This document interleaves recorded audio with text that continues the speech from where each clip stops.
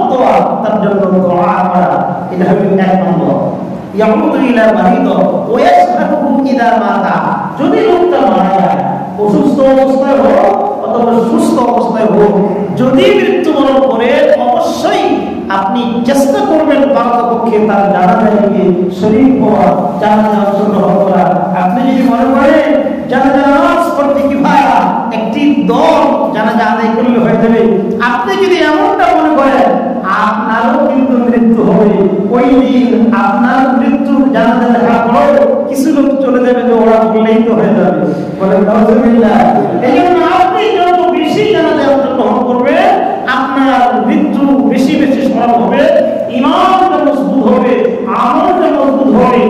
আপনার জান্নাতে যাওয়ার পথ বেশি প্রশস্ত হবে, আপনি ভালো কাজ করতে পারবেন, গুনাহ কাজ ছাড়তে পারবেন।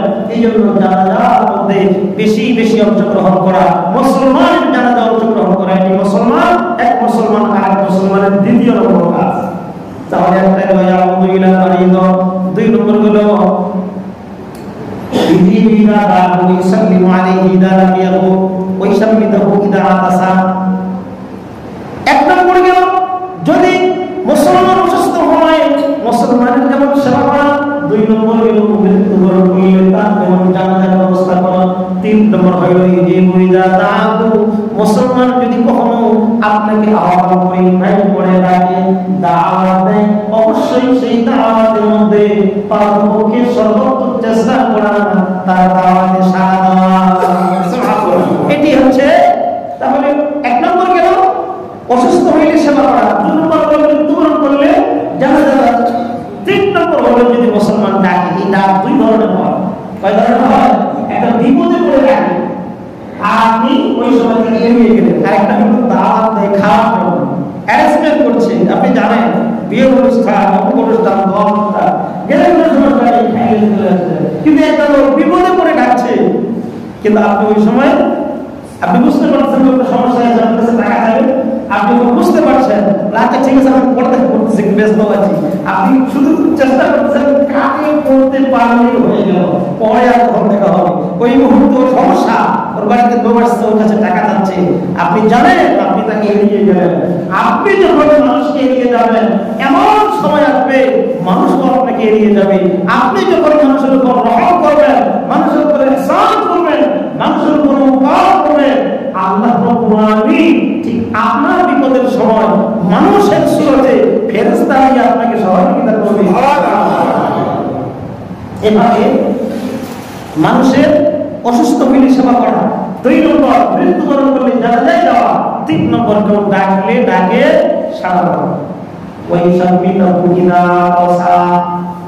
এরপরে চার নম্বর হলো কোন মানুষ যদি হাঁচি দেয়, হাঁচি দেয়, আমার করে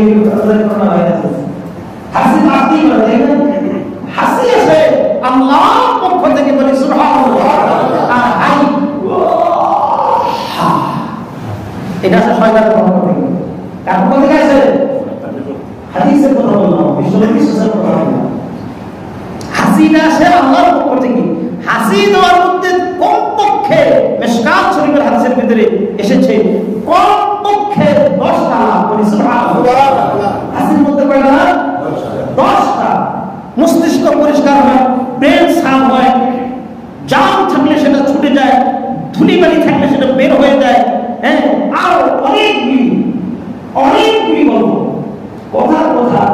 আমি জানি একটা কথা বলবো, এক ব্যক্তি চিকিৎসার জন্য গিয়েছে, নাকের ভিতরে তার সমস্যা, নাকের ভিতরে এমন সমস্যা একটি ভূত দানার মতো ভিতরে ঢুকে গেছে, এটা অপারেশন করো, এটা মানে বের করে যাবে কিনা আরো জটিল যন্ত্রণায় ভুগতেছে লোকটা। এই দেশে কোনো চিকিৎসা নেই। সিঙ্গাপুর, জার্মানি গিয়ে ডাক্তার বলছে হ্যাঁ এটা কোনো রকম বের করা যাবে। তো ওরাও অনেক চিন্তা করে যায় এমন স্পর্শকাতর জায়গায়, ওই জায়গায় অপারেশন করলে আপনি বাঁচবেনই না। লোকটা মুশকিলে পড়ে গেছে।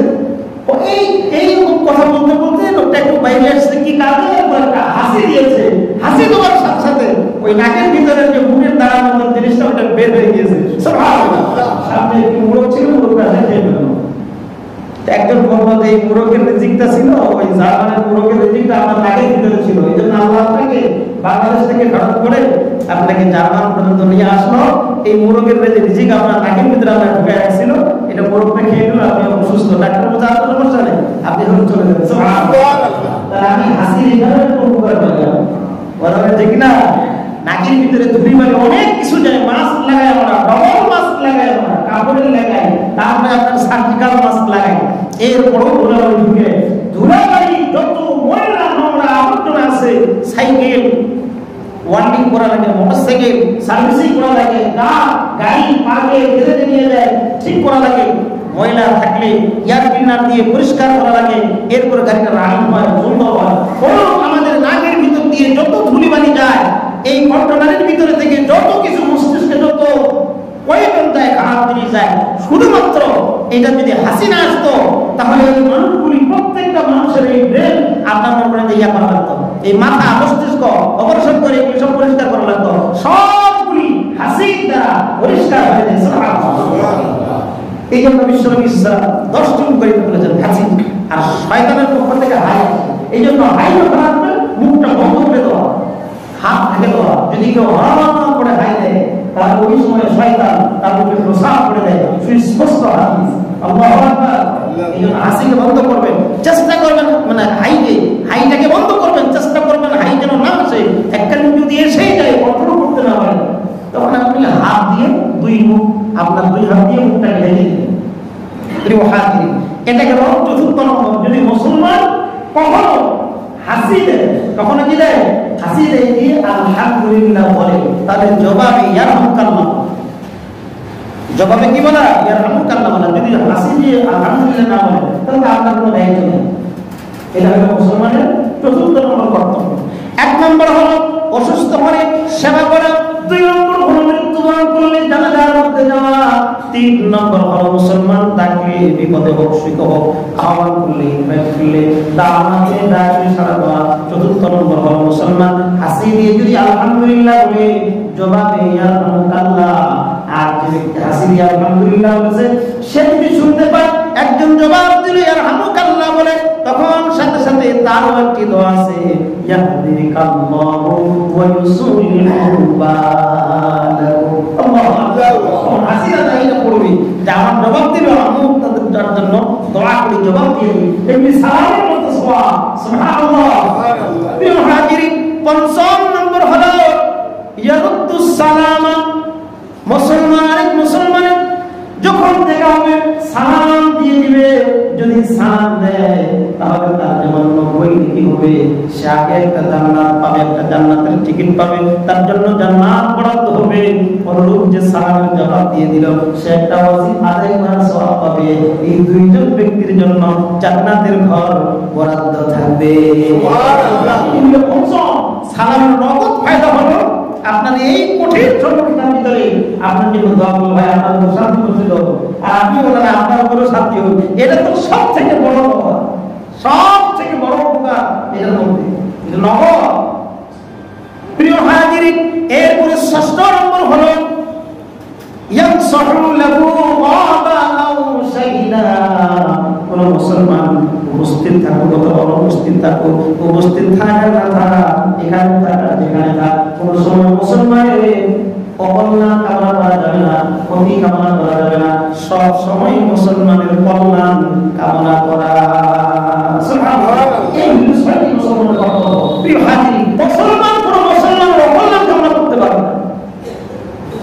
আমরা আজকে সমাজের ভিতরে এটার মধ্যে বিভোর হয়ে গিয়েছি। মুসলমানের ব্যাপারে দর কষাকষি করে, কয়েকদিন করে দোষ তালাশ করার একটা ভয় নামানো করে গেল। হাদিসের ভিতরে দেখে আসলাম সাইয়্যিদনা ওমর ইবনে খাত্তাব রাদিয়াল্লাহু তাআলা, আমাদের সামনেই জানেন তিনি খলিফাতুল মুসলিমিন, অর্ধ পৃথিবীর বাদশা ছিল। কে? হযরত ওমর। প্রিয় হাজিরিন, হযরত ওমর রাদিয়াল্লাহু তাআলা আনহু বের হয়েছেন। তিনি প্রায় সময় ছদ্মবেশে রাত্রিবেলায় ঘুরে ঘুরে মানুষের খোঁজ খবর নিতেন, কি হানাহানি বার্তা, কি অবস্থা জানতেন। তো এরকম একদিন দিনের বেলা তিনি প্রকাশ্যে বেড়াচ্ছেন, খোঁজ খবর নিচ্ছেন। হঠাৎ করে একটা বাড়ির মধ্যে তিনি দেখতে পেলেন বাড়ি ঘর তো খেজুরের চালা দিয়েছিল এবং খেজুরের পাতার ছাউনি। অনেক সময় দরজা জানলা তো এরকম ঘটনা ভালো থাকে না, উড়ে ঘোরার মতো এরকম গরিব মানুষ থাকে। একটা মানুষ, বৃদ্ধ মানুষ, সে শরাব পান করতেছে, তাকে একদম শরাব গ্লাসের মধ্যে ঢেলে দিচ্ছে। হয়তো তোমার এটা দেখতে পেলেন, দেখার সাথে সাথে তিনি যেন বাতিলের অপঙ্গ ছিলেন, শয়তানও হয়তো তোমাকে দেখলে ভয় পায়। এই জন্য হয়তো ওমর রাদিয়াল্লাহু তাআলা কোনো খারাপ কাজ সহ্য করতে পারতেন না। সাথে সাথে তিনি যখনই দেখলেন একজন বৃদ্ধ মানুষ সে শরাবের বোতল থেকে আরেকজনের কাছ থেকে শরাব ঢেলে নিয়ে সেটা পান করবে, তিনি যখনই দূর থেকে দেখলেন সাথে সাথে তার বাড়ির কাছে গিয়ে বাড়ির মধ্যে যে খেজুরের ছানা ছিল এই বেড়া ফাঁকা করে ভিতরে ঢুকে তাকে ধরে ফেললেন। কিন্তু হিতে বিপরীত হয়ে গেল। ওই ব্যক্তি বলল, খলিফাতুল মুসলিমিন, আপনি আমাকে ধরেছেন, এখন কি করবেন? শাস্তি আছে, তোমার বিচার আছে, তুমি হারাম এটা আল্লাহ ঘোষণা করেছেন, এটা মদ খাওয়া যাবে না, শরাব পান করা যাবে না। হযরত ওমর রাদিয়াল্লাহু তাআলা খলিফা তখন, তিনি তখন প্রেসিডেন্ট, তিনি তখন রাজা বাদশা। সে ওমরকে লক্ষ্য করে বৃদ্ধ বলে, ওমর আমি তো ভুল করেছি একটা, কিন্তু আপনার কি খেয়াল নাই আপনি ভুল করেছেন চারটা। আমি একটা ভুল করেছি, একটার জন্য বিচার হবে, আপনি চারটা করেছেন, আপনার বিচার তো হবে। হযরত ওমর রাদিয়াল্লাহু তাআলা তিনি তখন প্রেসিডেন্ট, তিনি তখন বাদশা। আর আমাদের দেশের যদি নেতা হতো, আরেকজন অপরাধী যদি এরকম করে বলতো, একজন পুলিশকে বললেই পুলিশ সাথে সাথে অপরাধী তার খালা দিতে ঠিক কিনা, চুরি করার পরে আমাকে পুলিশ আমি অপরাধী তোরে ধরছি। অপর দিয়ে যখন এটা শুনলেন তখন তিনি ভয় পেয়ে গেলেন। এটা ছিল তাকওয়া, আল্লাহ যে আমার চারটা ভুল কি, এটা তো আমি জানি না, আমার চারটা ভুল, ওর একটা আমার চারটা ধরে আমি অপরাধী। থমকে দাঁড়াইলেন, আচ্ছা আমার চারটা ভুল কি কি? এবার বৃদ্ধ বলতেছে, আপনার চারটা ভুল একটা একটা করে আপনি মনে রাখেন। হযরত ওমর বললেন, বলো। এক নম্বর, হযরত ওমর রাদিয়াল্লাহু আনহুকে কোরআনুল কারীমের আয়াত থেকে দলিল দিয়ে বললেন, সূরা নূরের ভিতরে আছে 18 নম্বর পারা 12 নম্বর পৃষ্ঠা 1 নম্বর লাইন, প্রথম লাইন আল্লাহ বলেন, ইয়া আইয়ুহাল্লাযীনা আমানু লা তাদখুলু বুয়ুতান গায়রা বুয়ুতিকুম হাত্তা তাসতানিসু।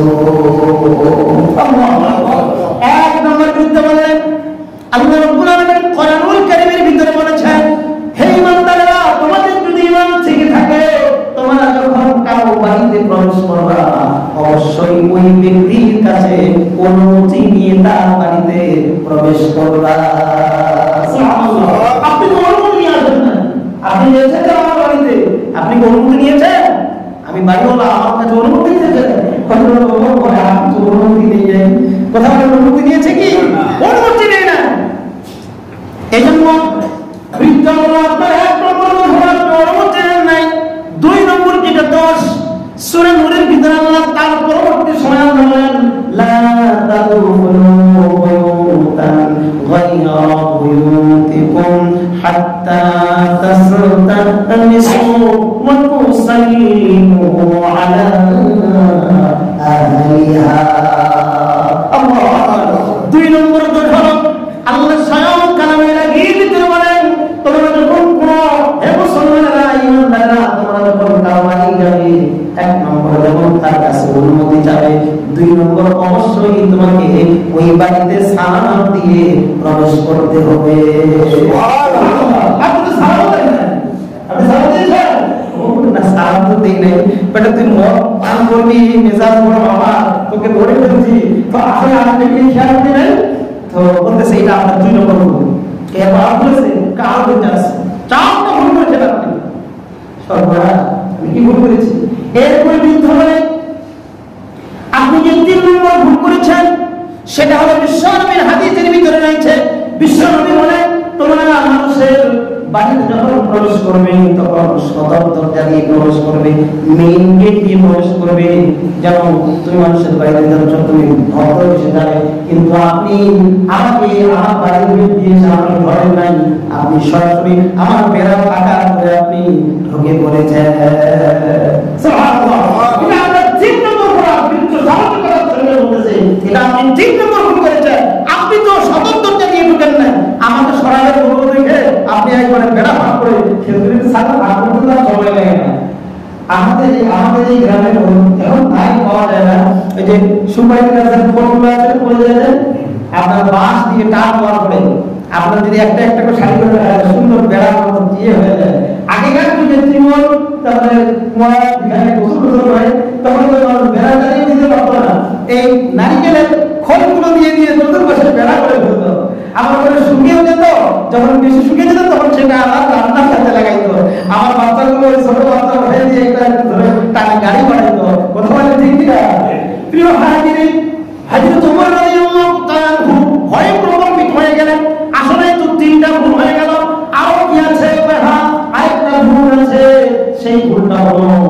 আল্লাহ নবী বলেন ওয়ালা তাআসালু ওয়ালা তাদাবারু ওয়ালা তাবাযু ওয়া কুলু ইবাদাল্লাহি ইখওয়ানা।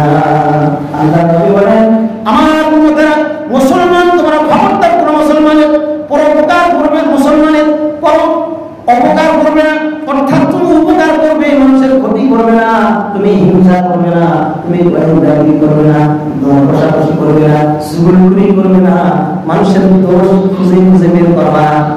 এটার জন্য তোমাকে দায়িত্ব দেওয়া হয় নাই। মানুষের দোষ খুঁজে খুঁজে বের করবা না, গোপন দোষের বিচার গোপনে করবে, প্রকাশ্য দোষের বিচার প্রকাশ্যে হবে। এই জন্য মানুষের ব্যাপারে গোয়েন্দাগিরি করে মানুষের দোষ তালাশ করে বেড়াই না, বরং ওয়াকুলু ইবাদাল্লাহি ইখওয়ানা, তোমরা পরস্পর ভাই ভাই হয়ে যাও। আমি গোপনে দোষ করতেছি না, আর আপনি এটা প্রকাশ করে দিয়ে দিলেন। আপনি আমার মঙ্গল না দিয়ে, মঙ্গল না চাইলে আপনি আমার প্রকাশ্য বিচারের জন্য আমাকে গ্রেফতার করতে চাইলেন।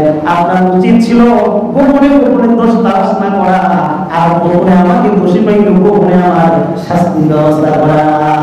আপনি দিকে ভয় নাই, আপনি বলুন চাইলেন চলো তোমাকে গ্রেফতার করে নিয়ে যাবো, তোমার বিচার আছে, তুমি কেন মত পালন করতে শুরু করেছো?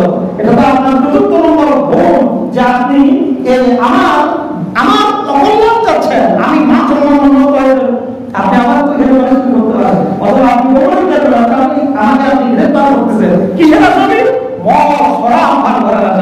এটা তো কখন ধরছিল, এটা আপনার চতুর্থ ভুল। বৃদ্ধ বয়স্ক বাবাজি আমাকে ছেড়ে দেন, আমাকে মাফ করে দেন, আমি চলে গেলাম। হযরত ওমর রাদিয়াল্লাহু আনহু তিনি যখন একজন তাকওয়াবান সাহাবী ছিলেন এবং দ্বিতীয় সাহাবী, তার আগে হলো হযরত আবু বকর, তারপরে হযরত ওমর। তিনি আস্তে করে চোখের পানি ঝরঝর করে ফেলে দাড়ি ভিজিয়ে ভিজিয়ে কান্না করে চলে গেলেন। অনেক কিছুদিন পরে এই লোকটা ওমরের দরবারে গেল। সুবহানাল্লাহ। ওমরকে বললেন, হে খলিফাতুল মুসলিমিন ওমর, দেখেন আল্লাহ রাব্বুল আলামিন আমাকে এমন একটা বুঝ দান করেছেন, আমি আপনার সঙ্গে দেখা করতে এসেছি। জন্য আপনি যেই নাম আমাকে দিয়েছিলেন ওই দিন থেকে আমি এখনো মদ পান করি না, আমার কোনোদিন মদ পান করবো না, এটা ছেড়ে দিয়েছি। সুবহানাল্লাহ। এভাবে নিজের মানুষের তো কোনো সময় দোষ তালাশ করা যাবে না, খারাপিয়া করা যাবে না। আর আমাদের মধ্যে না বুঝে যদি ঘটনার উপর পড়ি, মানুষের সম্মান ইজ্জত নিয়ে টানাটানি করি, তাহলে অবশ্যই আমাদের এটা ভুল স্বীকার করতে হবে এবং এটার জন্য তওবা করতে হবে, এগুলি ছেড়ে দিতে হবে, নিজের কল্যাণ কামনা করতে হবে, অন্যজনের কল্যাণ কামনা করতে হবে। সুবহানাল্লাহ। প্রিয় হাজী, এই মন মানসিকতা এরকম ভাবে আমাদের তৈরি হতে হবে। নিজের ভুলকে স্বীকার করা, আমাদের এই যোগ্যতা অর্জন করতে হবে। আরেকটা ঘটনা হলো ওমর রাদিয়াল্লাহু আনহু, একই কায়দায় একই ধরনের ঘটনাটা ওমর রাদিয়াল্লাহু আনহু আমি আগে বলেছিলাম। হযরত ওমর রাদিয়াল্লাহু আনহু এক বেদুইনের কাছ থেকে একটি ঘোড়া ক্রয় করলেন। ঘোড়া ক্রয় করলেন, ঘোড়ার কাগজ দিয়ে দিলেন, ঘোড়াটা পরীক্ষা নিরীক্ষা করে দেখলেন, ঘোড়াটার উপরে চড়লেন, ঘোড়াটা চালালেন, চালানোর পরে দেখলেন খুব ভালো, খুব চলতেছে। তখনকার যুগে মানে বর্তমান যুগের মোটরসাইকেল মানে বাহন, তো ঘোড়াটা হলো তৎকালীন যুগের একটি বাহন। খলিফাতুল মুসলিমিন তখন তিনি রাষ্ট্রপ্রধান, তিনি ঘোড়া ক্রয় করলেন, চালাইলেন, পরীক্ষা নিরীক্ষা করে দেখলেন ঠিক আছে।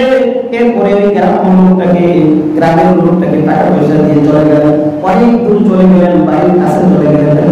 ঘোড়াটা চলে না, ঘোড়াটা শুয়ে পড়লো, ঘোড়ার মধ্যে দুর্বলতা পরিলক্ষিত হলো, ত্রুটি পাওয়া গেল। ওই ঘোড়াটা নিয়ে আবার বেদুইনের কাছে চলে আসলেন, এসে বললেন, এই বেদুইন, তুমি যা ঘোড়াটা আমাকে দিয়েছিলা ওই ঘোড়াটা আসলে ভালো না, ওটার সমস্যা আছে, তোমার ঘোড়াটা তুমি নিয়ে নাও আর আমার টাকা আমাকে ফেরত দিয়ে দাও।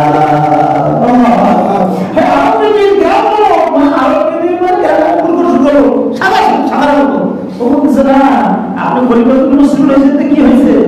আমি বিক্রি করেছি ওইটা, আপনি পরীক্ষা নিরীক্ষা করে চালাই চালাই দেখছেন ঠিক আছে, এখন আমি এটা টাকা ফেরত করতে পারবো না। এবং রাষ্ট্রপ্রধান আর একজন সাধারণ দুইজনের তর্ক, তুমুল তর্ক, গ্রামমূলক টাকা ফেরত দেবে না। আর ওমর বলে আমি রাষ্ট্রপ্রধান সেটা দাবি করতেছি না, কিন্তু তোমার এই দুই নম্বর ভেজাল আছে ঘোড়া, কাজে এই ভাষা এই ঘোড়াকে তুমি ফেরত নেওয়ার টাকা আমাকে দিয়ে দাও। শেষ পর্যন্ত নিজে প্রস্তাব দিল, তাহলে আমাদের একজন বিচারকের কাছে যাই, তৃতীয় কোনো পক্ষে আমাদের তো বিচারক আছে, বিচারকের কাছে গিয়ে মামলাটা দুইজনেই করি। বিচারক যেটা ফেসলা দিবে দিবে সেই অনুযায়ী সিদ্ধান্ত হবে। আবার বিদিন বলবো এইটা তো আমি রাজি আছি, এটা তো আমি রাজি আছি। বিচারক যদি ফেসলা দেয়, যেটা ফেসলা দিবে সেটা হবে। কারণ প্রত্যেক বিচারক ন্যায় ইনসাফ, কোন পক্ষে ষড়যন্ত্র করে না এবং কোন পক্ষে স্বজনপ্রীতি করে না, সঠিক বিচার করে। যেহেতু আমার ধরা আমার ছিল কাজে টাকা আমি ফেরত দিব না, রায় তো আমার পক্ষে আসবে। আর অন্যদিকে মনে করেন যে আমি তো অমর, আমি তো বুঝে শুনে একজন আরো বেদিনের কাছে আপনাদের কাছে জুলুম করতেছি না, ঘরে খারাপ টাকা ফেরত দিবে, সোজা কথা। আমি তার কোনো জুলুম করতেছি না, তার ঘরে যেহেতু ভালো না, ওমরের বুঝটা এই ধরনের ছিল যে আমার তো আমি তো তার কোনো জুলুম করতেছি না, এই তো ঘরে ত্রুটি। ঠিক আছে, চলে গেল। তো পাশেই আরো বেদিন বলতেছে এখানে একজন বিচারক আছে, ও বিচারক খুব ভালো, সব ভালো বিচার করে। কিনা সুরাই, কাজী সুরাই বলে সুবহানাল্লাহ। বলতেছে কাজী সুরাই তো আমি সেদিন নিয়োগ দিলাম, বিচারক তো আমারই, আমি তার রাষ্ট্রপ্রধান। হ্যাঁ, কাজে আমিও তো সব ভালো বিচার করি। দুইজনে চলে গেল। প্রিয় হাজিরের শর্টকাটে বলি, দুইজনে গিয়ে বিচার দেন, করলো ফয়সালা দিয়ে দেন। দুইজনের ঘটনা পুরোপুরি ভাবে বিচারক শুনলেন। আজকালকার যুগে কিন্তু বাদী বক্তব্য শোনা হয় না, অনেক সময় এক পক্ষের বক্তব্য শুনে বিচারক করা হয়ে যায়, কারণ ফয়সালার সাথে ফয়সালা দিয়ে দেয়। এটা সম্পূর্ণ শরীয়ত বিরুদ্ধ কাজ, এটা হারাম। এই এক পক্ষের সংবাদ শুনে যদি বিচারক রায় দেয়, অবশ্যই ওই বিচারটা সুষ্ঠু হবে না, 100% হবে না। এই কেন হবে না? এই ঘটনার আগে আরেকটা ঘটনা বলেনি। লোকমান হাকিম তার ছেলেকে বলতেছে, বেটা তুমি তো আমার কোনো ক্ষমতার মধ্যে যাবে, তোমাকে লোকেরা আমার বেটা হিসেবে ক্ষমতার প্রস্তাবে প্রধান বিচারপতি বানাবে, তখন তুমি কেমন করে বিচার ফেসলা করো? ভালো করে বিচার ফেসলা করো। আপনার কাছ থেকে আমি অনেক কিছু শিখেছি, এলএম শিখেছি, হাকিম শিখেছি। কাছে ধরে নাও তোমার কাছে একজন ব্যক্তি আসলো, এসে দেখলো দুইটা চোখেই, তুমি দেখলা যে দুইটা চোখেই তার অন্ধ, সে তোমাকে বিচার দিল। প্রধান বিচারপতি মহোদয়, অমুক ব্যক্তি আমার দুইটা চোখ বন্ধ করে দিয়েছে, দুইটা চোখ তুলে নিয়েছে, তখন তুমি কি করবে? হাকিম লোকমানের ছেলে বলল, আসিম ব্যাপার, এমন যদি কোনো নারক ব্যক্তি হয়, খারাপ ব্যক্তি হয়, যে দুইটা চোখ তুলে ফেলে দিয়েছে, সাথে সাথে আমিও নির্দেশ দিয়ে দিব, যে ব্যক্তি এর দুইটা চোখ তুলেছে ও দুইটা চোখ তুলে লোকমান হাকিম বলল, তুমি একটা অযোগ্য, অদক্ষ, তোমার বিচার করার মতো কোনো যোগ্যতাই নাই। আশ্চর্য করার কাজ। বেটা বলল, কিভাবে? কিভাবে মানে তুমি যে বিচারের ফয়সালা দিলে এটা সম্পূর্ণ কোরআন হাদিস বিরুদ্ধ বিচার করো। কিভাবে? ও দুইটা চোখ তুলছে, আসিন্না বিসিন্নি ওয়াল আইনা বিল আইনি ওয়াল জুরুহা কিসাস। কোরআন শরীফের ঘটনা এটা। বেটা আমাকে বলতেছে, দাঁতের বদলে দাঁত। একজন যদি আপনার দাঁত ভাঙে দেয়, তারা তো ভাঙে। একজন যদি আপনাকে একটা মাইট দেয়, বিচার হবে ওই কায়দায় আরেকটা মাইট দাও, তার বিচার শেষ। তো তার দুইটা চোখ হারিয়ে তো বিচার ছেড়ে দেবে না, তুমি খোঁজ নাও আগে, ওদের পক্ষের লোক ডাকো। এই বিচার দিলে তোমাকে তুমি রায় দিয়ে দিলে কেন? অপরপক্ষের সংবাদ শুরু আগে, ওই পাশের ঘটনা নাকি? ঠিক একজন বিচার দিল যে আমার দুইটা চোখ তুলে দিয়েছে, তাহলে কার চোখ তুলে দিয়েছে, কে চোখ তুলে দিয়েছে, তাদেরকে ডাকো, ওদের কথা শুনো। এরকম বিষয়টা দুই পক্ষের কথা শুনো, তুমি তো ওদের কথা শুনো নেই, আমার কথা ঠিকই কথা শুনি নেই। কয়েক যখন তালাশ নিয়ে দেখো, খোঁজ করে দেখো, এই যেই ব্যক্তিটা তোমার কাছে বিচার দিয়েছে, যার দুইটা চোখ এখন নাই, এই ব্যক্তি প্রকৃত হয়তো আসামি হতে পারে। এই ব্যক্তি অপরপক্ষের দুইজন চারটা চোখ তুলে নিয়েছে, অপরপক্ষ সহ্য করতে না পারে এর দুইটা চোখ তুলে নিয়েছে, এখন বড় বিচারটা কি হবে? এবার লোকমান হাকিম বলছে, শোনো না, যে বিচার দিচ্ছে এটা তো ফাঁসি হয়ে যাবে। এত দুইজনের চারটা চোখ তুলছে, তাহলে ওরা গরম হয়ে দুইটা চোখ তুলছে, তাহলে এখনো দুইটা চোখ পাবে, তাহলে এরা ফাঁসি হয়ে যাবে। কথা বলে ঠিক কিনা? এই জন্য বাদী বিবাদী দুই পক্ষের বক্তব্য আসলে বিচার করা যায় না, হিন্দে পুরো বিপরীত হয়ে যায়। প্রিয় হাজির, কাজী সুরাই ওমরের বক্তব্য শুনল, আরব বেদীনের বক্তব্য শুনল, শোনার পরে হযরত ওমরকে প্রশ্ন করলেন, সওয়াল করলেন, ওমর আপনি কি তার কাছ থেকে বাড়ি নিয়েছিলেন? আপনি কি পরীক্ষা করেছেন? যদি এটাই ভয় থাকে, ঘোড়া নিয়ে আপনি বাড়ি চলে যান, এই ব্যক্তি টাকা ফেরত দিবে না। রাষ্ট্রপ্রধানের বিপক্ষে ফয়সালা দিয়ে দিল। হযরত ওমর হযরত ওমরের এতটুকু কনফিডেন্স হয়েছে, আমি একজন সাহাবী এবং পুরো তাকওয়াবান, তিনি জানেন আমার সিদ্ধান্ত ভুল হবে কিন্তু বিচারকের সিদ্ধান্ত ভুল হবে না, এতটুকু আত্মবিশ্বাস রয়েছে। তিনি বলেন কিভাবে কিভাবে এটা আমি এটা জানতে চাই, এই বিচারটা ফায়সালা হলো কিভাবে, এটা আমার জানার অধিকার আছে। তখন কাজী শুরাইহ বললেন, আপনি যদিও ঘোড়া ক্রয় করেছেন, আপনি ঘোড়া ক্রয় করার পর দেখছেন এখন যদি ওটার মধ্যে ত্রুটি, কিন্তু এখনকার ত্রুটিটা কাউন্ট হবে না, গ্রহণ হবে না। কারণ আপনি যখন ক্রয় করে নিয়েছেন, আপনি যখন এটা ক্রয় করেছেন তখন পরীক্ষা করেছেন, তখন চালিয়েছেন, তখন সুস্থ ছিল, ভালো ছিল। একটা প্রাণী যে কোনো সময় অসুস্থ হতে পারে, আপনি দীর্ঘ পথ অতিক্রম করেছেন, হয়তো সেখানে সেটা অসুস্থ হয়ে গিয়েছে, এই জন্য এই দায়ভার ওই মালিকের আর না। তখন বুঝে গেলেন যে আসলে তো ঠিকই, তারা আমার আগের প্রশ্ন ভুল ছিল, এখন বুঝতে পারলেন এই প্রশ্ন আমাদের সমাজে নাই, মনে করে আমার ধারণা যে ঠিক ছিল, আমার পক্ষে ফয়সালা দিল না, এই বেটা বিচারক ভুল খাইছে বোধহয়, সবাই শুধু চায় যে আমারটাই ঠিক। হযরত ওমরের বুঝ কত সুন্দর ছিল যে না তাহলে ঠিকই আছে, তাহলে আমার বুঝটাই ভুল ছিল। সাথে সাথে হযরত ওমর বললেন, কওলুন ফাসলুন ওয়া হুকমুন মুআদালুন সির ইলাল কুফা। এত চমৎকার বিচার, এত চমৎকার ফয়সালা, দারুণ বিচারটা হয়েছে, আমার পছন্দ হয়েছে। আমার বিপক্ষ হলো তোমার বিচক্ষণতা আমার ভালো লেগেছে, কাজে এত নিচে তোমাকে থাকা লাগবে না, তুমি চলো কুফায়, ওইখানকার প্রধান বিচারপতি তোমাকে পদোন্নতি দিয়ে দিলা। সুবহানাল্লাহ, প্রধান বিচারপতি তোমার পদোন্নতি দিলা, তা কুফা। কুফা কি জানেন? কুফা মহরম গেল না, কারবালা ময়দান কুফা, তো ক্রিটিক্যাল জায়গা ছিল, মারামারি ভোটাভুটি তৎকালীন যুগের শ্রেষ্ঠ ওই দিয়েছিল ওরা, মামলা মোকদ্দমার ছিল বড়ি, কতগুলো অফিস আছে, আমাদের বিষয় আছে, হ্যাঁ কোনোখানে বিচারে নেই, মনে হয় এলাকার লোকদের মধ্যে কোনো গরমাল নাই, আবার কোনোখানে উনি কুড়িপতি বিচারের শেষ নাই, বকের অভাব নাই, তো ওই জায়গাটা ছিল তৎকালীন যুগে কুফা। মানে কি দুনিয়ার খালি বিভিন্ন মানে বিচার সালিসের প্রতিদিন মানে এটা চলছে, এই জন্য বলে ওইখানে তো প্রচুর বিচার হয়, ওখানে তো প্রচুর আসামি হয়েছে, ওইখানে এইরকম বিচক্ষণ বিচার হলে তার হবে, তো তুমি চলো তোমার পদোন্নতি দিয়ে দিলাম, তোমার কুফা প্রধান বিচারপতি বানিয়ে দিয়ে দিলাম। সুবহানাল্লাহ। প্রিয় হাজিরিন, আমরা এর মাধ্যমে জানতে পারতেছি যে মানুষের ভুল হতে পারে, এই ভুলটাকে নিয়ে সংশোধন করার মতো মন মানসিকতা থাকতে হবে। আরেকটা জিনিস, মানুষের ব্যাপারে খারাপ ইয়া করা যাবে না, দর কষাকষি করা যাবে না, গোয়েন্দাগিরি করা যাবে না, মানুষের দোষ তালাশ করা যাবে না, এবং অন্যায়ভাবে কারো গেরলাক্ত করা যাবে না, কারো সম্মানের কি করা যাবে না, কারো সম্মানের ঘাটতি করা যাবে না। আমরা তো এই ক্ষেত্রে কোনো বাদ বিচার করি না, শুধু মানুষের দোষ তালাশ করি, মানুষের দোষ তালাশ করে মানুষকে কি করার জন্য, ছোট করার জন্য চেষ্টা করি। সে যেই হোক, আমার ভাই হোক অথবা আমার প্রতিবেশী হোক, আমার বড় হোক ছোট হোক, মসজিদের ইমাম হোক মুয়াজ্জিন হোক, আর যেই হোক, সম্মানিত ব্যক্তি হোক, আমার কিন্তু মানুষের দোষ বুঝে মানুষকে অসম্মান করতে পারি মনে করি আমি বড় কাজ করেছি। কথা বলেন ঠিক কিনা?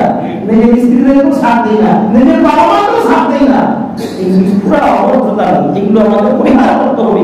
একজন যেমন স্ত্রীকে আমি বলেছিলাম, স্ত্রী এত ভালো করে, এর বড় স্ত্রীর দোষ তালাশ করে, লবণ একটু কম হইল কেন, আজকে লবণ একটু বেশি হইল কেন, ঝালটা একটু বেশি হয়েছে কেন, আপনি তো বাজার করেছেন, কতদিনের মরিচগুলো ভালো ছিল না, মরিচগুলো জানা ছিল তো অনেক মরিচ দেওয়ার কোনো ঘাও হয় নাই, স্ত্রী তো এখানে দোষ পেয়ে পারে।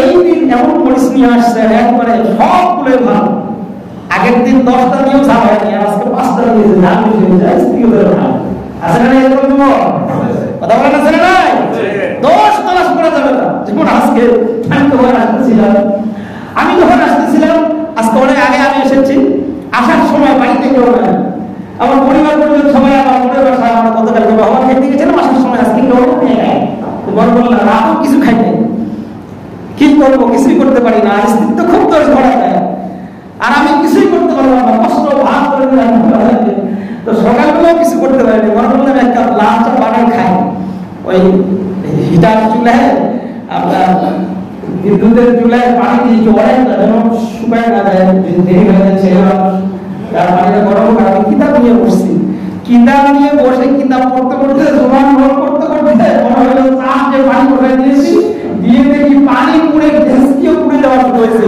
আর একটু হলে মানে ওটা ফুটে পড়ে তো।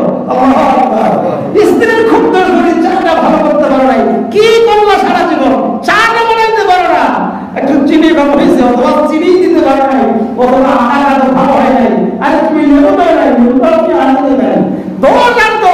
আর একদিন বাড়িতে গিয়ে দেখি ভেসকিও পুড়ে গেছে। এই জন্য আমার স্ত্রী কথা বলে ঠিক কিনা।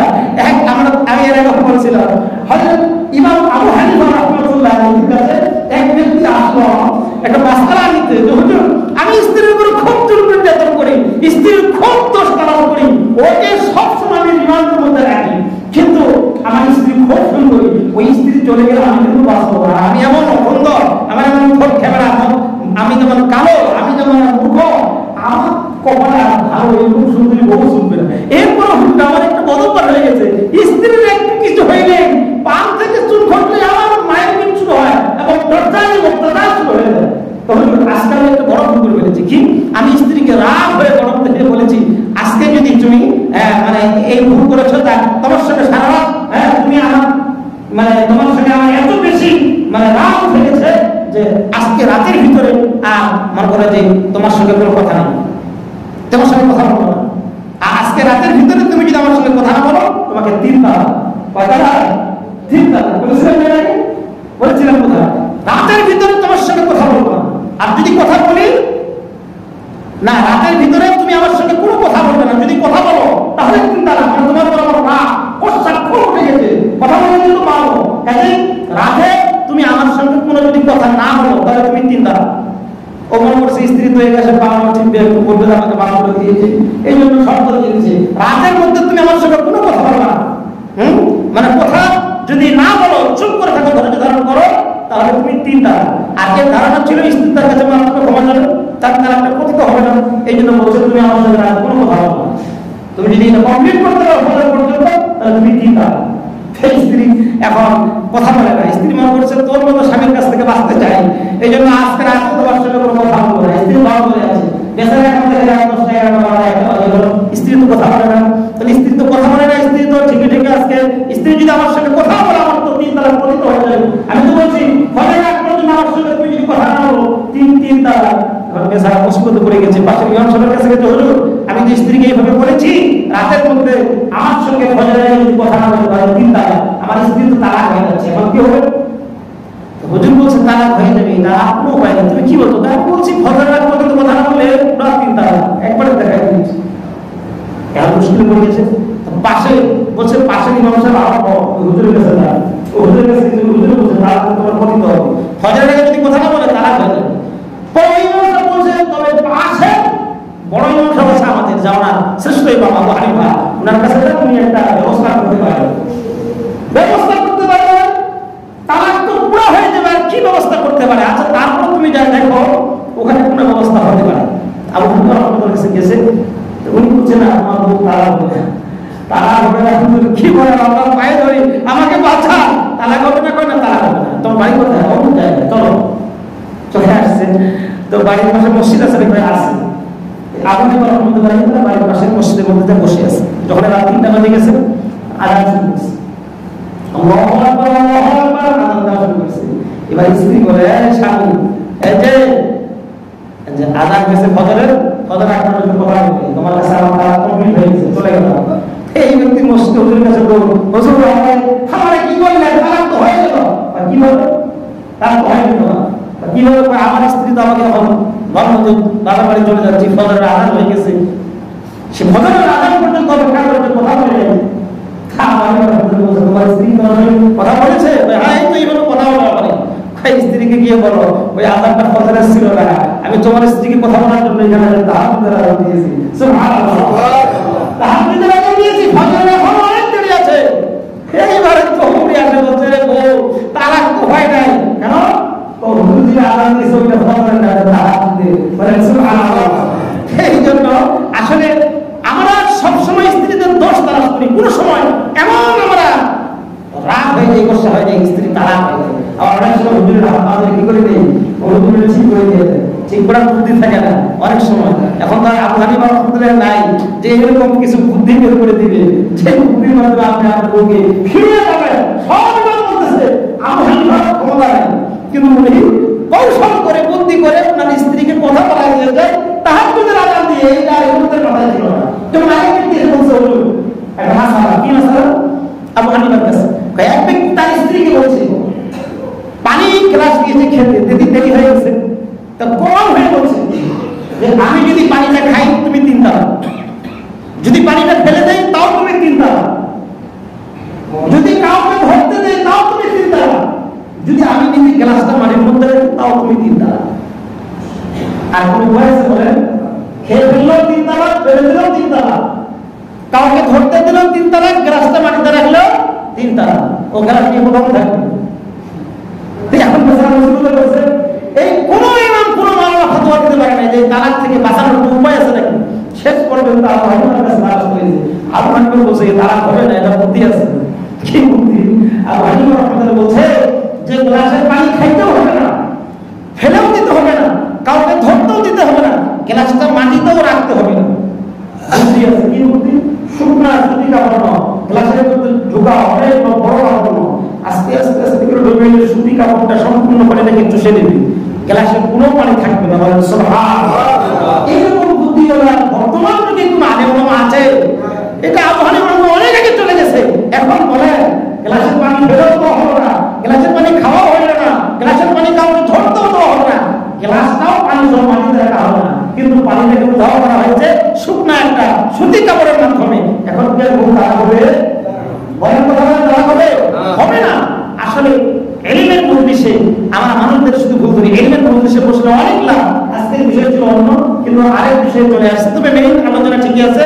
মানুষের দোষ তালাশ করা যাবে না। এভাবে এমন আপনি করতে যাবেন শেষ পর্যন্ত বিপদে পড়ে যাবেন, স্ত্রীও থাকবে না, বউ তালাক হয়ে যাবে। এক কথায় মানুষের কোনো দোষ তালাশ করা যাবে না, মানুষের কোনো প্রতিসাধন করা যাবে না। এই বদগুণ থেকে, বদ আচরণ থেকে আমাদেরকে পরহেজ থাকতে হবে। তাহলে আপনি আমিও সুখী থাকবো, আর সকলেই সুখী থাকতে পারবে। কথা বলে আল্লাহ রাব্বুল আলামিন আমাদের এই বদগুণ থেকে হেফাজত করুন। সকলে বলুন আমিন। আল্লাহ আমাদের নিজেদের মধ্যে সুখ দিয়ে দাও এবং আমরা সকলে যেন সুখে শান্তিতে থাকতে পারি। পরনিন্দা, দোষচর্চা, গোয়েন্দাগিরি, আপনার দর পাশাপাশি কি একজন একটা দাম করতেছে, আপনি উপস্থিত দাম করবেন, এটা হচ্ছে দর পাশাপাশি, এটা জায়েজ নেই, হারাম। এগুলি খুব খারাপ বন্ধু, এগুলি সমাজের ভিতরে আছে। এই খারাপ ভাইরাসগুলো যদি দূর হয়ে যায় তাহলে সমাজের ভিতরে সুখ আসবে, দেশে সুখ আসবে, পৃথিবীতে সুখ আসবে, অশান্তি দূর হয়ে যাবে। আল্লাহ রাব্বুল আলামিন আমাদেরকে সবকিছু শুনে মিলে আমল করার তৌফিক দান করুন। সকল আমিন।